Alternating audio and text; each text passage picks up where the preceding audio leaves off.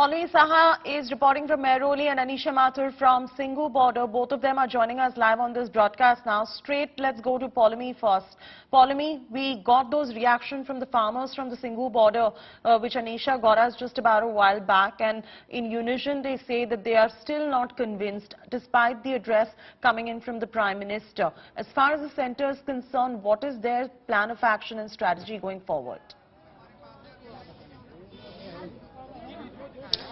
See, well, the centre's plan so far, Chetty, is that they will continue to reach out to farmers, continue to try and dispel whatever sort of misgivings or doubts they have about these three farm laws. So this is, of course, part of that outreach program. You saw the Prime Minister spoke to them directly and across the country and tried to tell them that the sort of information that they have about the three farm laws is complete misinformation, and there is nothing in these laws which is in a way going to hurt their interests. He again invited them and appealed them to come forward for talks, then of course reiterated that those talks will have to be issue-based and fact-based and point by point. So they need to come forward for conversation with the government, but it has to be specifically on the basis of points. What are the points? Now, you know, Chetty, previously what the government has said, that when the farmers have come forward for the 6 or odd rounds of talks that have happened, they've not exactly specified certain issues or doubts that they have about the farm laws. They keep only reiterating one point, which is repeal the three laws.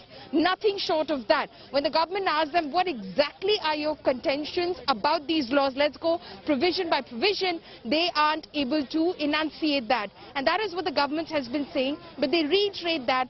They sent out another invitation since the stalemate in conversation and dialogue between the centre and the protesting farmers. 2 invitations have gone out, one which went out yesterday itself from the Joint Secretary, Agriculture Ministry, Vivek Agarwal, who again invited them to the table, asked them to pick a date and time and come to Delhi to Vigyan Bhavan for a conversation with the government. But like the Prime Minister said, it has to be on the basis of points. What are your doubts? Write it down. Tell us, and we will go with you provision by provision, clause by clause. All right, but you know, let's take this across now to Anisha as well. Anisha, you heard Paulami there. This is exactly the stance of the centre. The Prime Minister just spoke. You got as a reaction from the farmer union saying that they are absolutely unhappy. But you know, this could just keep going on and back and forth, and that standoff will never find a plausible resolution. Where do the farmers now somewhere feel, all right, the centre is making some sort of an outreach and are willing to address point by point what our concerns are. Perhaps we could meet with the centre on some middle ground. What is their stance?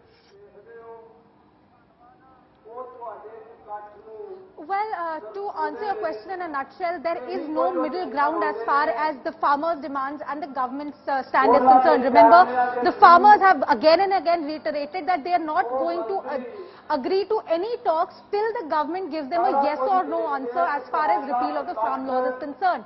So while the government is again asking for a clause-by-clause discussion on the farm laws, what the farmers are saying is that we don't want a clause-by-clause discussion, we want complete removal of these laws, and then we can go back to the drawing board and figure out what kind of laws are required in this country. So as long as their standoff remains on this basic point, it is going to continue.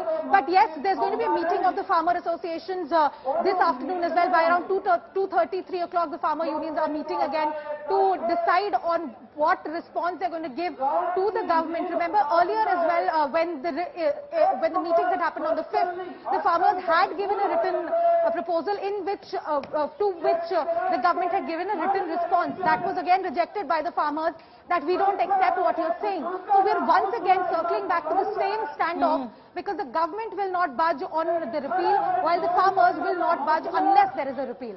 Back to you. You know, so that's where the standoff really lies, and that's where there is no sort of a plausible resolution that currently, from the reaction we're getting from farmers and from the central government, there seems to be no plausible resolution in sight. For now, thank you very much, Anisha and Paulami, for joining us.